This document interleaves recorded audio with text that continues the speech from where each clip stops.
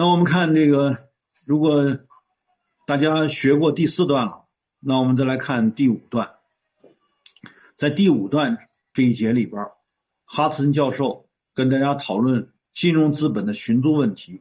我们在第4段里边已经把这个为什么马克思在《资本论》第3卷里边强调资本主义，特别是工业化时代的资本主义是个进步，他打掉的是那个租和所谓债权人的那个收益，他对那个是强烈批判的。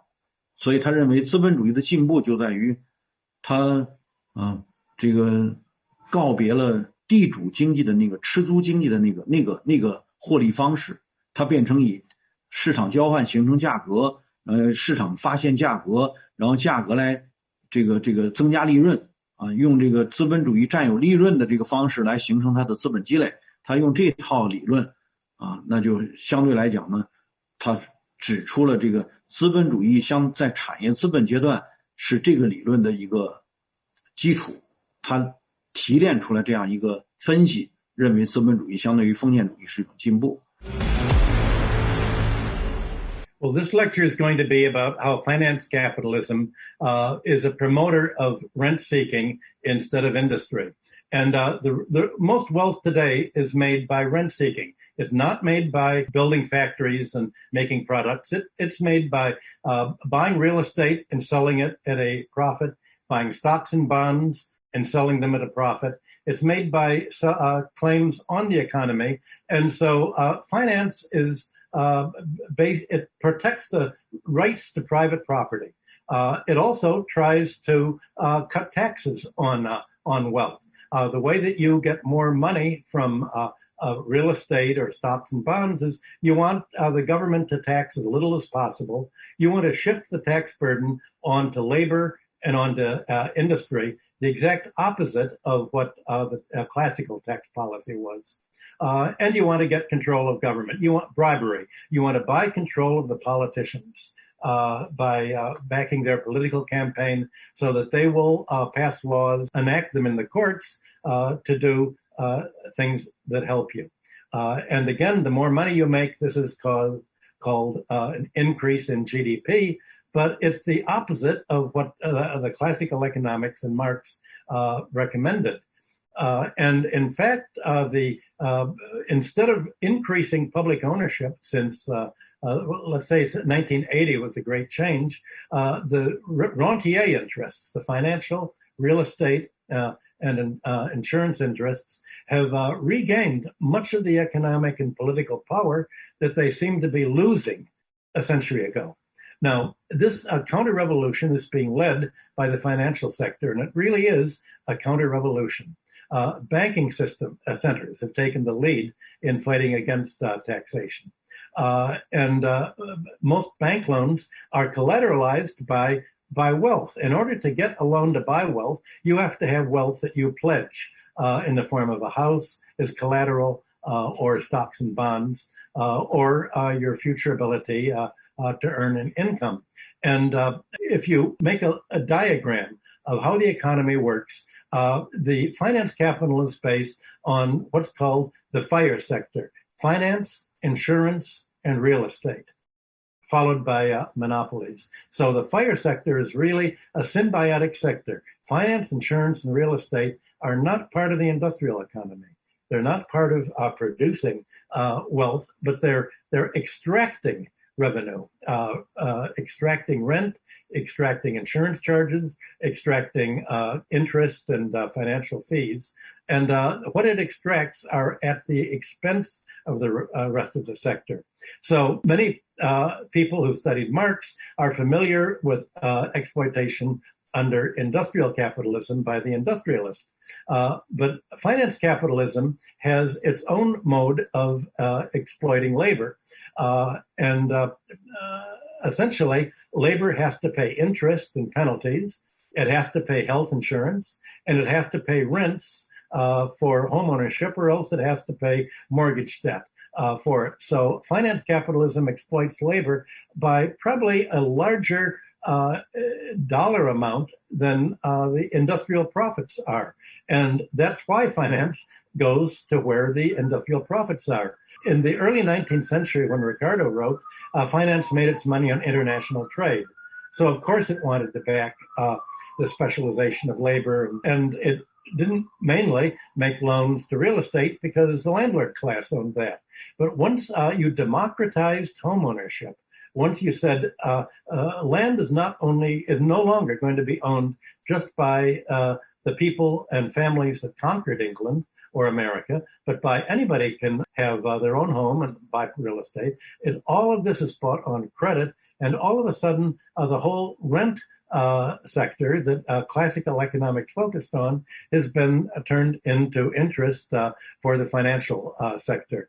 And essentially, the aim is to control what people need so that whether you're a landlord or a drug manufacturer, you can say, our idea of the free market is your money or your life. Make a choice. Your free choice, you can live in the street or you can borrow from us and have a home of your own.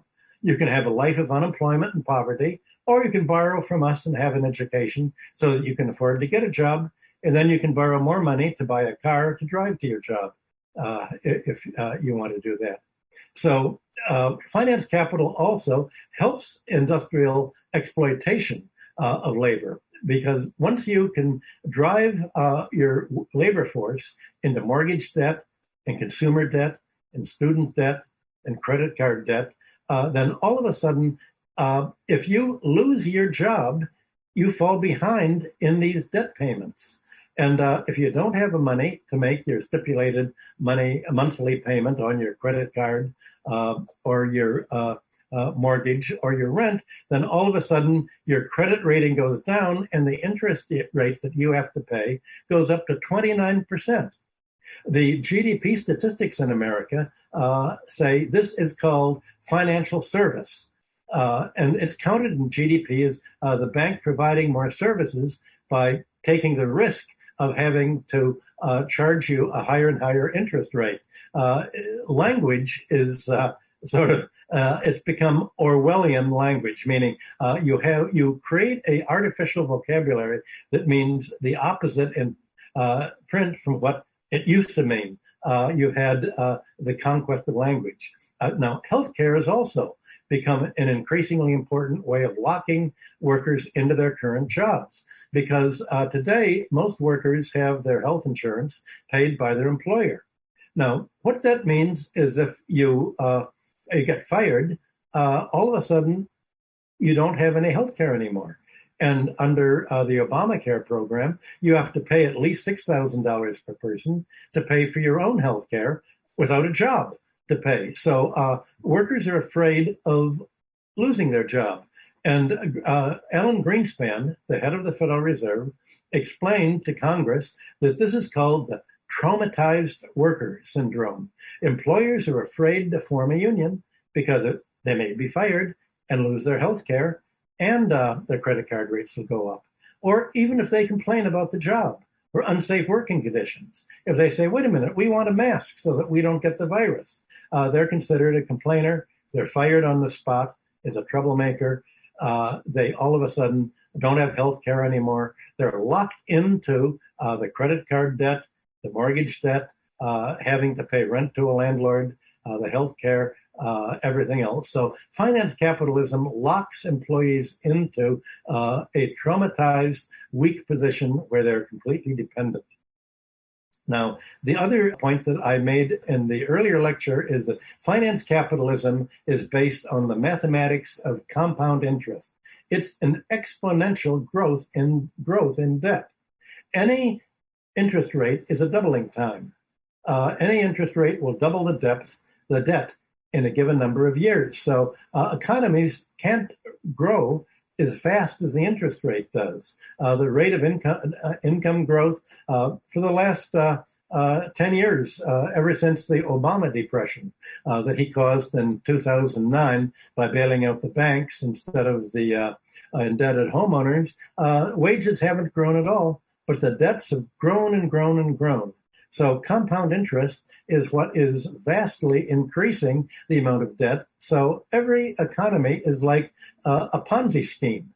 And a Ponzi scheme means you have to keep pouring more and more money into the scheme, in this case, into paying debt service, in order to keep the whole financial system from collapsing. And that's why the government now, the economy doesn't have any more money for people to pay the financial sector and their bank loans and mortgages when they work for restaurants that have been closed down, businesses that have been closed down. So the government is now printing the money and giving it to the banks and buying stocks and buying bonds and buying mortgage loans, so that all of a sudden you have to keep the debt growing faster than the economy in order to prevent a crash. But in the end, there is a crash. So all finance capitalist economies have to crash. That's inherent in the mathematics of compound interest. And more than any other economist of the 19th century, Marx spelled out what everybody had written about compound interest up to his time in Volume 3 of Capital. 那我们看这段里面，他又回过头来再讨论为什么在金融资本主义，他又重新回到了相当于封建主义那种集权的那种群租。一旦他有以群租为主的获利方式，他就一定会寻找垄断权利嘛。所以他认为金融资本主义促进群租而不是推动工业，所以这是美国实体经济大规模衰败的一个内因。所以今天的大部分财富都是通过群租来获得的。比如说他指出了有4个部门，可以以他们3个部门就是这个3个部门的前字母呢，首字母组成的叫 fire， 就是这个着火这个 fire 也是开火的那个意思那就是 F 是 finance 就是金融， I 是 insurance 是保险，房地产叫 real estate， R 和 E fire 的后2个字母是房地产。